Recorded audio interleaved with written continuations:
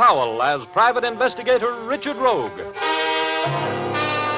In Rogue's Gallery.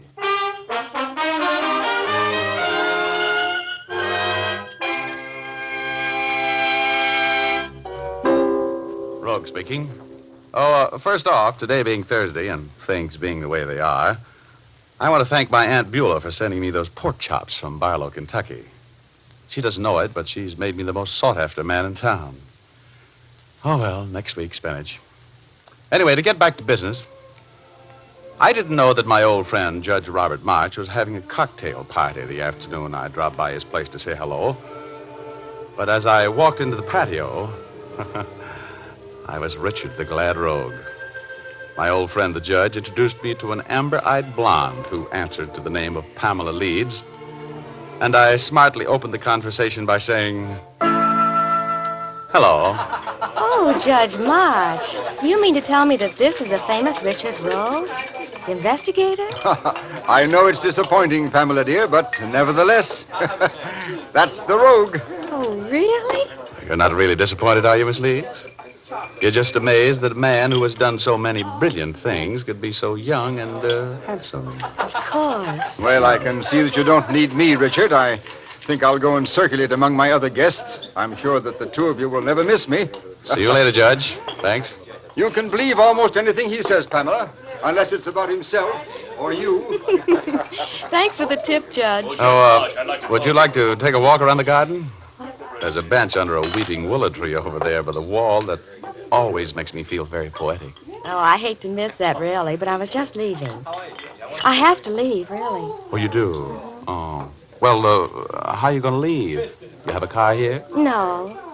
No, the judge was going to send me home in his car. Well, that's silly. Oh, yes, especially when I'm going out that way, right past your house, as a matter of fact. I'll drive you home. Were you really going out my way? Of course. Well, then, I'll go with you. Oh, that's swell. Oh, incidentally, where do you live?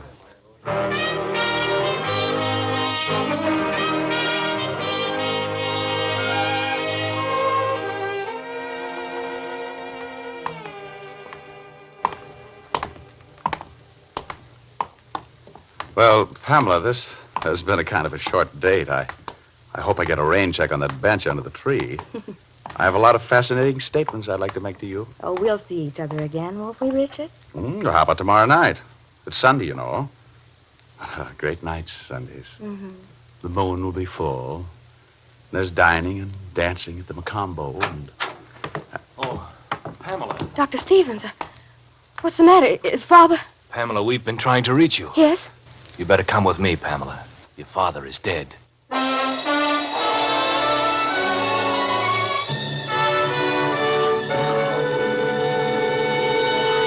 Well, that's how it all began.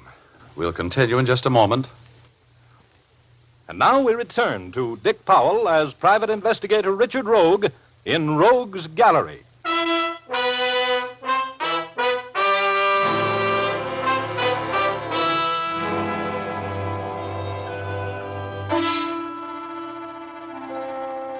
I'm fairly familiar with death and most of its forms. And maybe familiarity with a man with a scythe breeds contempt.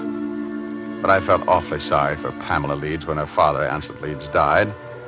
I was more than ordinarily interested when my friend Judge Robert March called me the evening after Leeds' death and asked me to come to his office. Richard, I am the executor of Anson Leeds' estate, and I think there's something strange about his will. Yeah? This is, of course, confidential. Mm-hmm. But he left the great bulk of his estate to a nephew, his sister's child, Peter Moore, with only a $50,000 legacy for Pamela, and the rest of the estate going to the servants and various charities. Oh, only $50,000 to Pamela, huh? You think that's a little strange? I've been Anson Leeds' attorney, and I think his closest friend for 30 years. Rogue, I know how fond he was of Pamela, but Pamela was not his daughter, you know. She was adopted by Anson just before his wife died 20 years ago. Oh, legal adoption, huh? Yes, and I'm in a position to know that Anson couldn't have loved Pamela any more if she had been his own daughter. As a matter of fact, I drew up a will for him about 6 years ago, in which he left almost all of his money to Pamela, with other small legacies to relatives and servants and charities. Was the old gent a little flighty in his last years? No, sound as a dollar. Extremely bright right up to the last. And Rogue, there was no change in the way he felt about Pamela. I know that. But I cannot understand this new will. When was it made? What's the date on it? Just a year ago this month. Here it is. Oh, I see. Typed. Is this signature genuine? Oh, of course. There can be no doubt of that. I know that fancy Spencerian signature as well as I know my own. I realize, Rogue, that I'm giving you a problem here that is based on nothing more than a personal hunch. But I would never be at ease about administering the estate if I didn't have the will thoroughly checked. Well, let's see. This will mentions only Peter Moore. That's the nephew. Pamela Leeds. Kate Schumann, 5,000. Oh, Anson's nurse. Been with him for, 6 or 7 years. A fine woman. And Fred Kraft? Anson's gardener. Been with him, 15 years, I guess. They, the nurse and the gardener, witnessed the will, as you'll notice. I want to retain you to investigate that will for me, Rogue. Oh. Well, Judge, ordinarily I hold my clients up for a fee. But for you, Judge, I guess I could toss you a couple of parking tickets. Richard, this is very important to me. Will you handle it for me? Well, of course, Judge. Now, first, looks like my first move is to go out to the Leeds estate and talk with the witnesses. See under what circumstances this document was written and signed. I'll see you later, Judge.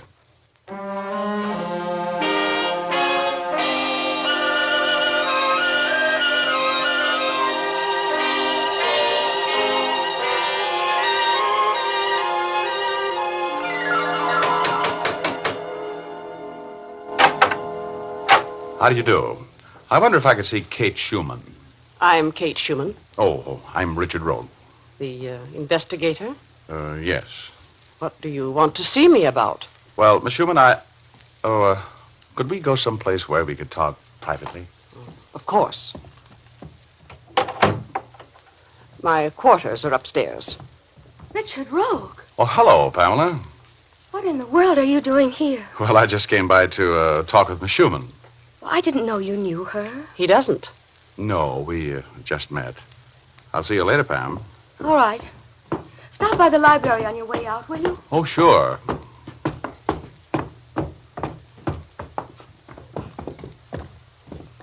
Right in here, Mr. Rogue. Thank you. Now, Mr. Rogue. I came to talk with you about the will which you witnessed for Anson Leeds about a year ago. Oh, cigarette? No, thank you. I don't smoke, but I don't mind if you do. Thank you. Tell me, Miss Schumann, who typed the will? I'll tell you the whole story. Mr. Leeds called me in one morning and asked me to do some typing for him. I often typed letters and business things for him. Yes? I got my portable typewriter, and before he started dictating, he made me promise that I'd never mention the fact that he'd made a new will until after he'd passed on. Then he dictated the will to me. I see. Did he seem in good mental health at the time? He was perfectly normal. I was a little surprised at his terms. I mean, the way he left the money. And he could tell that I was. He just told me that he had good and sufficient reasons for doing it the way he did, and asked me to witness his signature. Then he asked me to get the gardener, Fred Kraft, to come in and witness it. I did. He signed the will in the presence of both you and Fred Kraft? Yes. Do you know Peter Moore? I've seen him here a few times on visits. I don't know him. Will he be here for the funeral? Yes, he's on his way here now. On his way here? He lives in another town? He lives in Garden City, Iowa, with his mother. She was Mr. Leeds' older sister. Well, thank you, Miss Schumann. Who asked you to investigate the will, Mr. Rogue? I can't tell you that, except that it was an interested party. Well, everything happened just the way I said it did. I'm sorry to see Miss Pamela left with so little money. I'm very fond of her. Well, it certainly looks like everything was according to Hoyle. Thanks for talking so frankly with me, Miss Schumann. You've been a great help.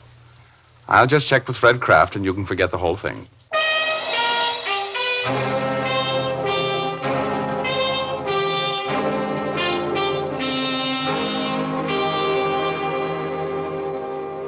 I I didn't expect to see you out here today, Mr. Rogue. Well, I didn't expect to be here, Pamela.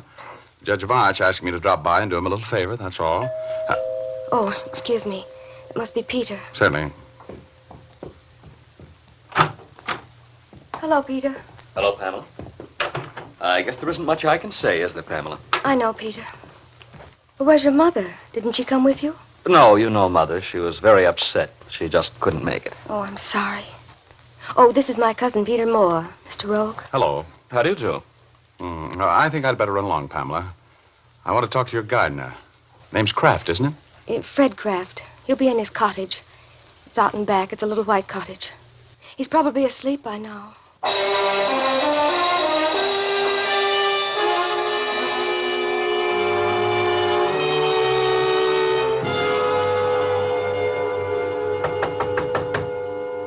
Mr. Kraft? Mr. Kraft? Mr. Kraft? Oh, good Lord.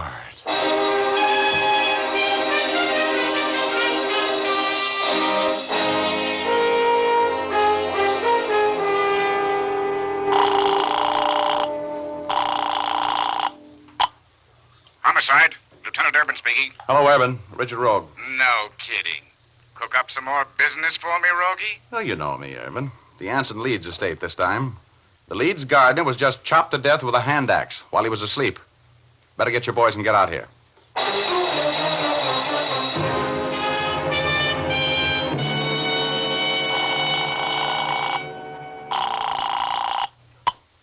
Hello? Judge March, Richard Rogue. Yes? Now, Judge, get that will to a handwriting expert. I think it's a phony. Oh, well, have you any evidence that... Now, Judge, this isn't the court. This time I've got a hunch, that's all.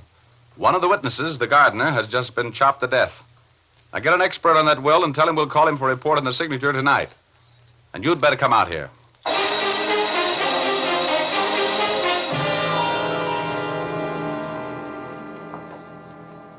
One of the things I like about you, Rogie, the corpses you find are always so dead. Oh, I see what you mean, Urban. Say, from the looks of this room, the late Fred Kraft put up quite a row, didn't he, huh? Uh-huh. But not enough of a row to get out of that couch he was lying on when he got that first blow with the axe. Let's shake the joint down, shall we? Uh-huh. Why was he killed? Well, all I have is a theory. I don't want anybody in the house to know that. He was one of the witnesses on a will made by Anson Leeds.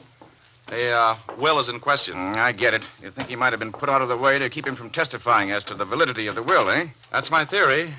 Oh, and there's something that might back it up a little. What? Look, there on the floor. Yeah? Stub of a plane ticket. From Garden City, Iowa. You sound like Garden City means something to you. Come on, no tricks, Rogie. What's with Garden City? That's the town where Leeds was born and raised. That's the town Peter Moore just arrived from. Oh, I got here as soon as I could, Rogue. Oh, good heavens. Hello, Judge. Kind of a mess, isn't it? Oh, Judge, are you having that will checked? Yes, I have Carl Friend, the handwriting expert, working on it. What did you know about Fred Kraft, Judge? Oh, he was an old family retainer in the best sense of the word, Lieutenant. He and Anson Leeds were more friends than they were employer and employee. How come Anson only left him $5,000 then? I don't know. Fred was a thrifty man. He had quite a nest egg saved from his salary and from investments he had made on tips from Anson. His estate will be worth, I should say conservatively, $60,000. Oh. Who gets it now that he's dead? Well, Pamela Leeds. You know, she's been like a daughter to old Fred. I happen to know that she's the sole beneficiary in his will because I drew it up for the old man. This case has more angles than a six-pointed star. Yeah. Here's a cute one I just picked up, Rogue. Look. A lady's wristwatch. Where'd you find it? On the floor, right over there. It's got a broken link, like it might have been torn off of somebody's arm. Well, whose is it? It's engraved on the back to Pamela from Dad. Pamela? Oh, come on. Let's get in the house, Urban. You'll want to question everybody, won't you? Yeah. I've got the boys holding Miss Leeds, Peter Moore, and the nurse Schumann in the library. While you're talking to them, the judge and I are going to be busy upstairs.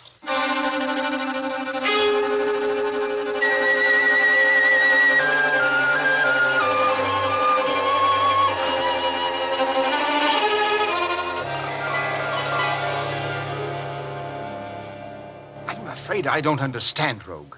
Just what is it we're looking for in Kate Schumann's room? I don't know. But she's mixed up in this thing someplace. Take a look in the bathroom, will you, Judge? If you see anything the least bit out of line, call me. Okay, Rogue. Oh, look. Look. Here's pay dirt. Yes? Kate Schumann's diploma from nursing school.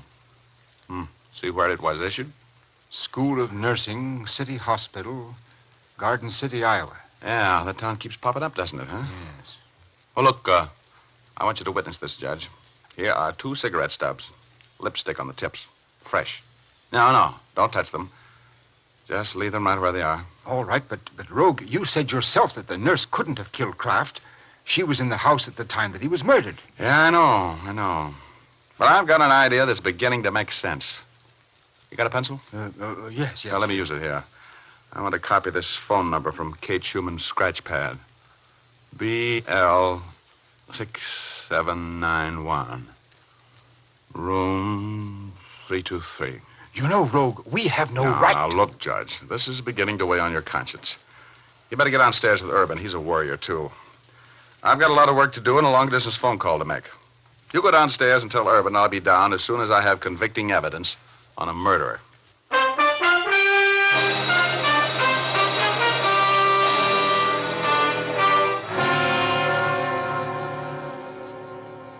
All right.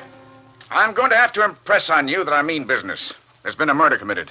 Now, one of you knows something about it, and We don't, Lieutenant Urban. I tell you, we were all here in the house when Fred was killed. I wish you'd go away and leave us alone. What was your wristwatch doing lying in a pool of blood near the body of the murdered man, Miss Leeds? Why was a link torn wide open on the band? I don't know. It was on my dressing table this morning. I know it was. Yes? Well, 3 witnesses saw it lying at the scene of the crime. Look, Lieutenant, why don't you let the poor girl alone?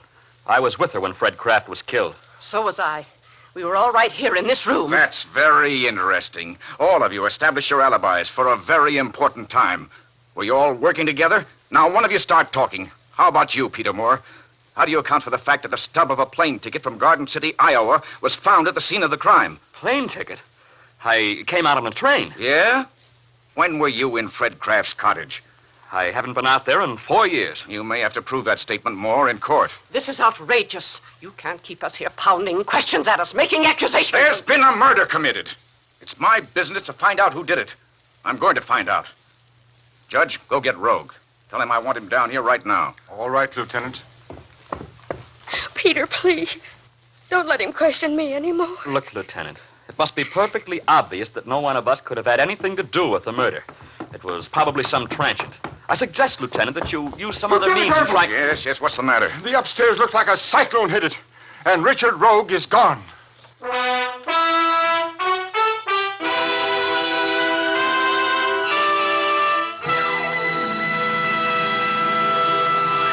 Yes, I was gone. And I'll tell you more about it in just a moment.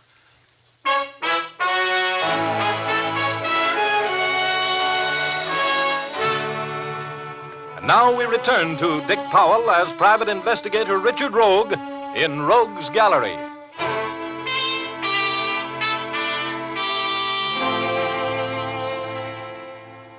The more I looked around the upstairs room in the mansion of Anson Leeds, the more I suspected that what started out to be the investigation of validity of a will had turned into the investigation of not one murder, but 2. I made a long-distance call. Then I called a doctor friend of mine who admitted that a clever murderess could disguise the effect of morphine poisoning. Then I checked the telephone number I found on Kate Schumann's scratch pad, found that it was the number of the Hotel Splendide. I went there. In the lobby, I was stopped by my friend Todd Reeves, the bellboy. Hello, Mr. Rogue. What are you doing? So, take a ride with me in the elevator, will you, Todd? I'm calling on a guest of yours in room 323. Yeah? What's the matter? They in trouble? Now, just don't ask any questions. You want to make $20? Oh, sure. Who do you want killed? Just take a ride with me and do me a favor.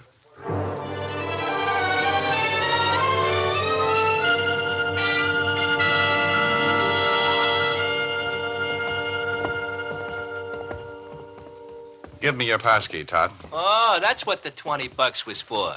You want me to get fired? Oh, I'll back you up if you get in trouble. Yeah, then I'll really get me the boot. You want me to stick around? No, I don't. I think the less you know about this case, the better off you're going to be. Who is it? Shove off, Todd. I'm going in. Who is it? Hello. Stay right where you are, please. What do you want? I want to talk with you about a murder.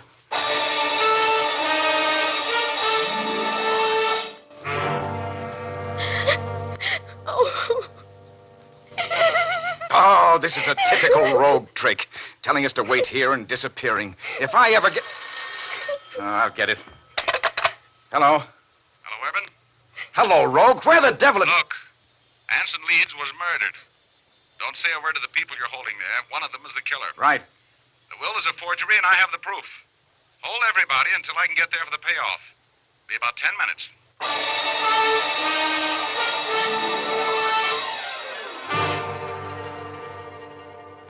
All right, Urban. I'll take the party from here. Okay, rogue. And this had better be good. It will be. And this concerns all of you. In the first place, I've talked to Carl Friend, the handwriting expert. That will, leaving everything to Peter, is a forgery. There are 5 copies of the will, and the signature on each of the copies is identical. It's impossible for anybody, even a man in the best of health, to write his name exactly the same way 5 times. That's not true. I tell you. Shut up. The signatures were made by placing a sheet of carbon paper under one authentic signature of Anson Leeds and tracing it through to the fake wills with a sharp pencil, then inking the signature in over the tracing. Don't bother denying it, Kate. Carl Friend photographed the signature under a powerful light with an enlarging camera. The particles of graphite under the ink sparkle like diamonds. That will was a fake.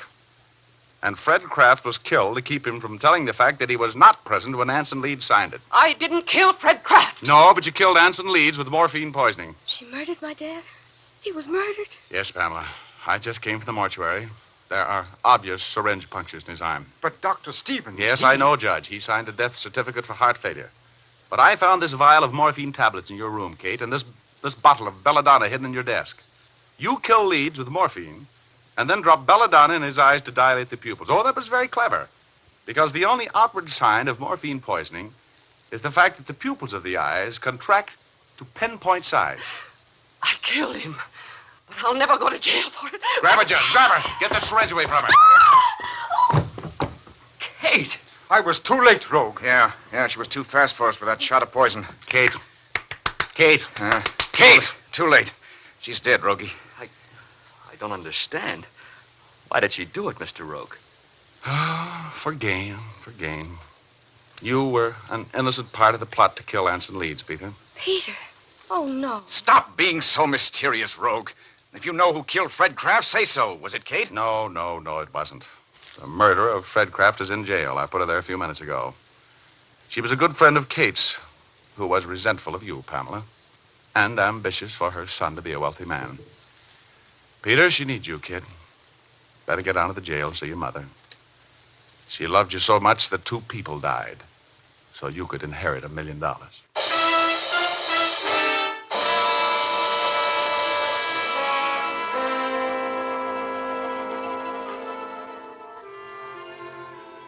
Well, that was the end of that case. Peter Moore's mother was tremendously jealous when old Anson Leeds adopted a little girl, Pamela, and made her the heir to his fortune. And after her school days friend Kate Schumann was installed as the old man's trusted nurse, they plotted his murder without Peter's knowledge. Mrs. Moore was in Kate's bedroom when I was questioning Kate, and when she learned that the will was being investigated and that I was going to talk with Fred Kraft about it, she killed him. She made a complete confession and was executed for the crime. I felt sorry for Peter. He's a nice kid. Pamela felt sorry for him, too. She felt so sorry for him, she's going to marry him. So he'll get the Leeds fortune anyway. That hardly seems fair. Getting a girl like Pamela and all that money, too. I could have gone for that Pamela. Lovely girl. Oh, lovely girl. But after all, I need another girl like Frankenstein needed another monster. In exactly the same way. You know what I mean?